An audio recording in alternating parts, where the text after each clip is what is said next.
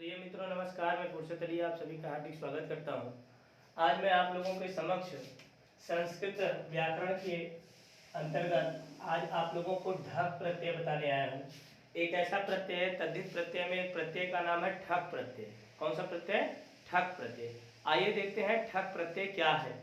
देखिए लिखा है ठक प्रत्यय। ठीक, ठक प्रत्यय, ठक प्रत्यय का प्रयोग भाववाचक संज्ञा बनाने के लिए होता है। सबसे पहले आप कह जाइए ठक प्रत्यय का जो प्रयोग होता है वह भाववाचक संज्ञा बनाने के लिए किया जाता है। ठीक, उसके बाद देखिए लिखा है कि शब्द के साथ जुड़ने पर ठक के ठ का, देखिए जो ठक का ये ठक का जो क है, उस ठक का जो क है उसको नहीं, बल्कि कह रहे हैं ठक के जो ठ है, ठ के स्थान पर इक हो जाता है। ध्यान दीजिएगा, ये जो ठक का, ध्यान दीजिएगा, ठक का जो ठ है, ये ठ के स्थान पर ठ जो होता है ना, ठ हट जाता है और ठ के स्थान पर जो है यहाँ पे ई हो जाता है, तो क्या बन जाता है? इक हो जाता है। ठीक, वही बताया जा रहा है शब्द के साथ जुड़ने पर ठक के ठ के स्थान पर इक आदेश होता है। कहने का मतलब यह है कि जहां ठक होता है, ठक के बाद हम ई लगा देते हैं, इक लगा देते हैं। फिर से समझने का प्रयास कीजिए, थोड़ा मैं जल्दबाजी में बता दिया, लेकिन यह प्रत्यय बहुत सरल है। कहने का मतलब यह है ठक प्रत्यय है जो कि तद्धित प्रत्यय के अंतर्गत आता है। ठीक, तद्धित प्रत्यय के अंतर्गत एक ठक प्रत्यय है। उस ठक प्रत्यय यह कहते हैं कि भाववाचक संज्ञा बनाने के लिए होता है। फिर शब्द के साथ जुड़ने पर ठक का जो ये ठ होता है, उस ठ के स्थान पर इक आदेश होता है। समझ जाइए आप, ठक का मतलब हो जाएगा इक, ये आपको जानकारी रखना है। ठक का मतलब क्या होता है? इक होता है। ठीक, अब देखिए दूसरा नियम क्या बताया जा रहा है। कहा जा रहा है शब्द के प्रथम स्वर में वृद्धि हो जाती है। शब्द का जो पहला स्वर होता है उसमें क्या हो जाता है? वृद्धि आदेश हो जाता है। जैसे अगर अ हो तो अ का आ हो जाता है, ई हो तो ई का अय हो जाता है, और अगर उ हो तो उ का औ हो जाता है। ध्यान दीजिएगा, अ का आ, ई का अय और उ का औ हो जाता है, अर्थात आदि अच की वृद्धि होती है। जो पहले अच माने अ ई उ री री ए ओ ऐ औ नौ स्वर जो होते हैं, जो अच आता है उसका क्या हो जाता है? वृद्धि हो जाता है। आप समझते रहिएगा, सिर्फ इतना आप जानिए कि ये जो ठक है, ठक का इक हो जाता है। कैसे? ये देखिए ठक प्रत्यय के उदाहरण, ठक प्रत्यय से बनने वाले कुछ उदाहरण हैं, यहाँ पे मैं आपको बताने का है जो कि आपको एकदम सरल हो जाएगा। ये देखिए धर्म है, धर्म में जब ठक प्रत्यय लगाएंगे तो ठक का क्या शेष होता है? इक होता है। तो धर्म में जब इक जोड़ दिया अर्थात ठक प्रत्यय जोड़ देंगे तो क्या बन जाएगा? धार्मिक। मित्रों अब यहाँ पे यह पूछा जाएगा कि धार्मिक में कौन सा प्रत्यय है, तो क्या बताएंगे? धर्म धन ठक, तब बना क्या? धार्मिक। फिर इधर अस्ति धन ठक, क्या बना? आस्तिक। सप्ताह धन ठक, साप्ताहिक।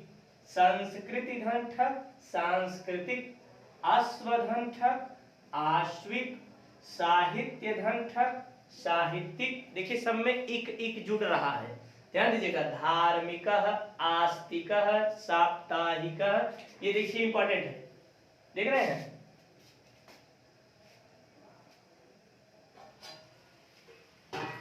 सब्जी भी जल जा रही है इससे।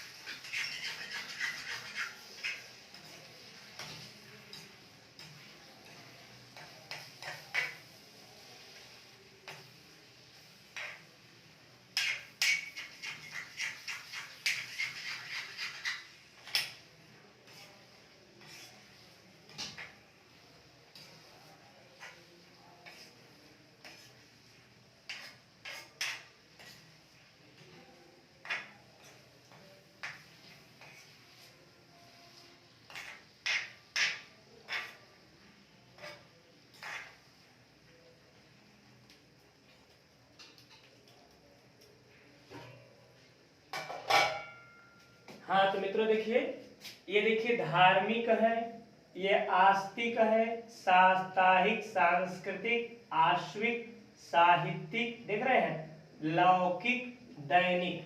ये देखिए दैनिक जीवन में इन शब्दों का हम प्रयोग करते रहते हैं, ठीक है। दैनिक जीवन में इन शब्दों का जैसे धार्मिक हुआ, आस्तिक हुआ, साप्ताहिक हुआ, सांस्कृतिक हुआ, आस्तिक, आश्विक और साहित्यिक, लौकिक, दैनिक, ये तमाम प्रकार के शब्द हम अपने बोलचाल की भाषा में रोज कुछ न कुछ बोलते रहते हैं, लेकिन हमें यह पता नहीं होता कि इनमें कौन सा प्रत्यय लगा हुआ है। तो इन्हीं शब्दों को लेकर के मैं प्रस्तुत हुआ ताकि आप लोगों को यह जानकारी हो जाए कि यह इसमें कौन सा प्रत्यय जुड़ा हुआ है। तो देखिए अस्ति धन ठक, तब जाकर के क्या बना, आस्ति, क्योंकि आप जानते हैं अस्ति नामक शब्द में ठक प्रत्यय जोड़ेंगे तो ठक का क्या हो जाता है, इक हो जाता है। तो अस्ति धन इक, आस्तिक। सप्ताह धन ठक, साप्ताहिक। और संस्कृति धन ठक माने इक, तो क्या हो जाएगा, सांस्कृतिक। अश्वधन ठक, आश्विक। साहित्य धन ठक, साहित्यिक। लोक धन ठक, लौकिक। और दिन धन ठक, दैनिक। तो मित्रों आपको यह जानकारी हो गई होगी कि ठक प्रत्यय इसका इसमें विधान हुआ है। और ठक प्रत्यय कहाँ आता है, तो आप बताएंगे ठक प्रत्यय जो होता है वो तद्धित प्रत्यय का ही एक भेद है। ठक का ईक शेष बच जाता है, तब जाकर के शब्दों में जोड़ देते हैं। तो धार्मिक, आस्तिक, साप्ताहिक, सांस्कृतिक, आश्विक, साहित्यिक, लौकिक, दैनिक आदि शब्दों का निर्माण होता है। आप लोगों को यह मैं मानता हूं कि ठक प्रत्यय अच्छी तरह से समझ में आ गया होगा।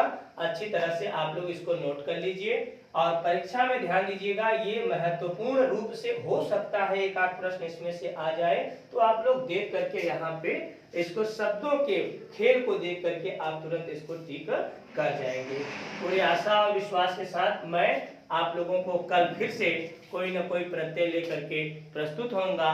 तब तक आप लोग इसे अच्छी तरह से इसका चिंतन कीजिए, मनन कीजिए, दोहराइए। धन्यवाद।